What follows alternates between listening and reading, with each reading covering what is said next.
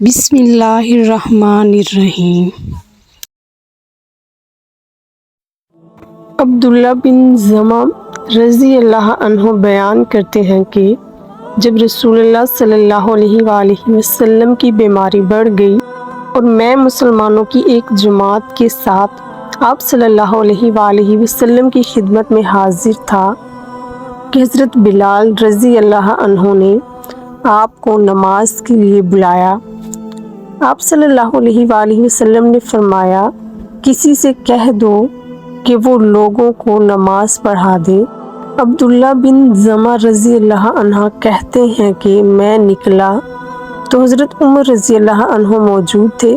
جبکہ حضرت ابوبکر رضی اللہ عنہ موجود نہیں تھے، تو میں نے کہا، اے عمر اٹھیے اور لوگوں کو نماز پڑھا دیجیے۔ چنانچہ وہ آگے بڑھے اور تکبیر کہی۔ حضرت عمر رضی اللہ عنہ بلند آواز آدمی تھے۔ جب رسول اللہ صلی اللہ علیہ وآلہ وسلم نے ان کی آواز سنی تو فرمایا، ابو بکر کہاں ہیں؟ پھر آپ صلی اللہ علیہ وآلہ وسلم نے حضرت ابو بکر رضی اللہ عنہ کو بلاوا بھیجا تو وہ آ گئے، جبکہ حضرت عمر رضی اللہ عنہ لوگوں کو نماز پڑھا چکے تھے۔ پھر حضرت ابو بکر رضی اللہ عنہ نے لوگوں کو وہی نماز پڑھائی۔ عبداللہ بن عباس رضی اللہ عنہ بیان کرتے ہیں کہ جب نبی صلی اللہ علیہ وآلہ وسلم کی بیماری شدت اختیار کر گئی تو آپ صلی اللہ علیہ وآلہ وسلم نے فرمایا، میرے پاس لکھنے کا سامان لاؤ، میں تمہیں کچھ تحریر کروا دوں جس کے بعد تم گمراہ نہیں ہوگے۔ تو حضرت عمر رضی اللہ عنہ نے کہا، نبی صلی اللہ علیہ وآلہ وسلم پر بیماری کا غلبہ ہے اور ہمارے پاس کتاب اللہ موجود ہے اور یہ ہمارے لیے کافی ہے۔ لوگ آپس میں بحث و تکرار کرنے لگے۔ آپ صلی اللہ علیہ وآلہ وسلم کو بحث و تکرار ناگوار محسوس ہوئی تو فرمایا، میرے پاس سے اٹھ جاؤ، جھگڑا نہ کرو، ایسی بات میرے پاس مناسب نہیں۔ عبداللہ بن عباس رضی اللہ عنہ فرمایا کرتے تھے، تمام مصائب سے بڑی مصیبت وہ ہے جو رسول اللہ صلی اللہ علیہ وآلہ وسلم اور آپ کی تحریر کے درمیان حائل ہوگی۔ جب سخت بیماری میں رسول اللہ صلی اللہ علیہ وآلہ وسلم نے کچھ لکھوانے کا کہا تو حضرت عمر رضی اللہ عنہ نے آپ صلی اللہ علیہ وآلہ وسلم کے آرام کا خیال کرتے ہوئے کچھ نہ لکھوانے کا مشورہ دیا اور فرمایا، ہمیں کتاب اللہ کافی ہے۔ تو رسول اللہ صلی اللہ علیہ وآلہ وسلم نے حضرت عمر رضی اللہ عنہ کے مشورے کو قبول کرتے ہوئے خاموشی اختیار فرمائی اور تحریر لکھوانے کا ارادہ ترک کر دیا۔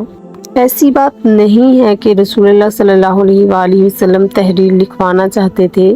مگر حضرت عمر فاروق رضی اللہ عنہ نے نہیں لکھوانے دی، کیونکہ آپ صلی اللہ علیہ وسلم اللہ کے رسول تھے اور اللہ کے کسی حکم کی نافرمانی نہیں کر سکتے تھے۔ اگر اللہ کا حکم تحریر لکھوانے کا ہوتا تو رسول اللہ صلی اللہ علیہ وآلہ وسلم کبھی بھی لکھوانے کا ارادہ ترک نہ کرتے۔ بات صرف اتنی ہے کہ پہلے رسول اللہ صلی اللہ علیہ وآلہ وسلم نے ایک تحریر لکھوانے کا ارادہ کیا، پھر حضرت عمر رضی اللہ عنہ کے مشورے سے کہ امت کے لیے کتاب اللہ کافی ہے، اس ارادے کو ترک کر دیا اور تحریر لکھوانے کی ضرورت محسوس نہ کی۔ اگر آپ صلی اللہ علیہ وآلہ وسلم کا ارادہ حتمی ہوتا تو آپ صلی اللہ علیہ وآلہ وسلم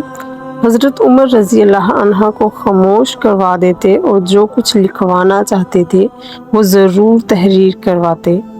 رہی بات عبداللہ بن عباس رضی اللہ عنہ کی رائے کی تو واضح رہے کہ حضرت عمر رضی اللہ عنہ، ابن عباس رضی اللہ عنہ اور ان جیسے دیگر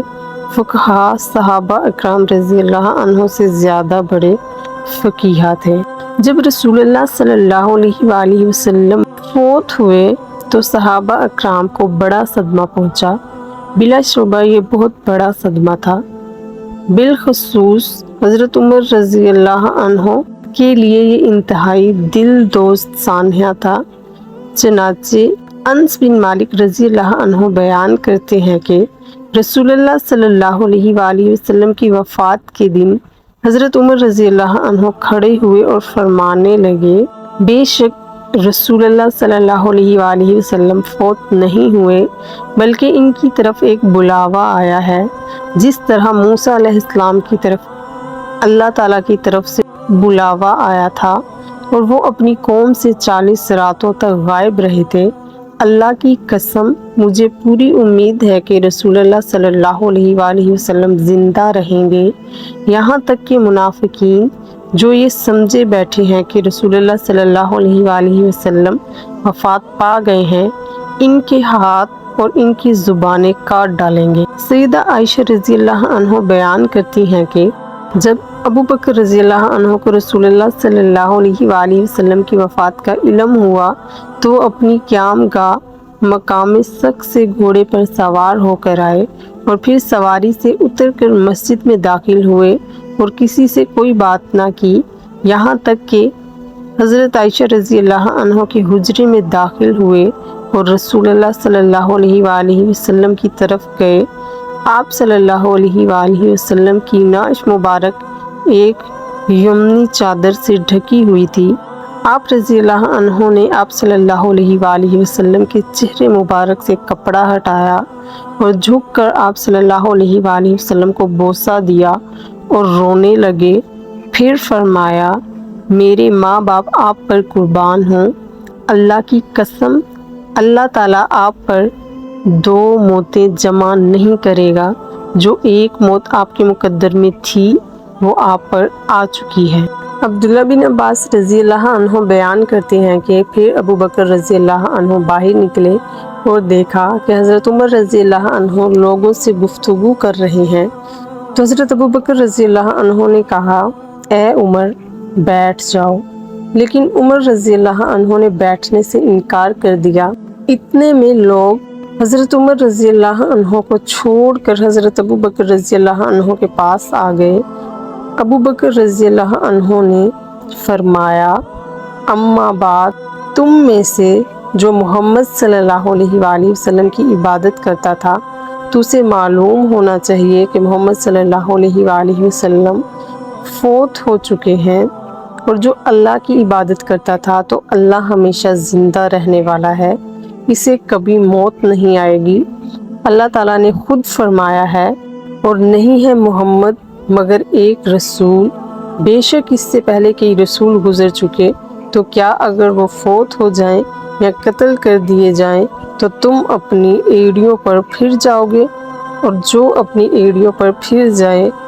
تو وہ اللہ کو ہرگز کچھ بھی نقصان نہیں پہنچائے گا، اور اللہ شکر کرنے والوں کو جزا دے گا۔ عبداللہ بن عباس رضی اللہ عنہ فرماتے ہیں، اللہ کی قسم ایسا محسوس ہوا کہ جیسے پہلے لوگوں کو معلوم ہی نہیں تھا کہ اللہ تعالیٰ نے یہ آیت نازل کی ہے، اور جب حضرت ابو بکر رضی اللہ عنہ نے اس کی تلاوت کی تو سب لوگ اس آیات کو ان سے سیکھ رہے تھے، تو اب حال یہ تھا کہ جو شخص بھی یہ آیت سنتا تو پھر وہ اسی آیت کی تلاوت کر رہا تھا۔ حضرت عمر رضی اللہ عنہ نے کہا، اللہ کی قسم مجھے اس وقت ہوش آیا جب میں نے حضرت ابو بکر رضی اللہ عنہ کو اس آیت کی تلاوت کرتے ہوئے سنا تو میں سکتے میں آ گیا، اور ایسا محسوس ہوا کہ میری دونوں ٹانگیں لڑکھڑانے لگی ہیں اور میں زمین پر گر گیا، اور اس وقت میں نے جان لیا کہ نبی صلی اللہ علیہ وآلہ وسلم وفات پا چکے ہیں۔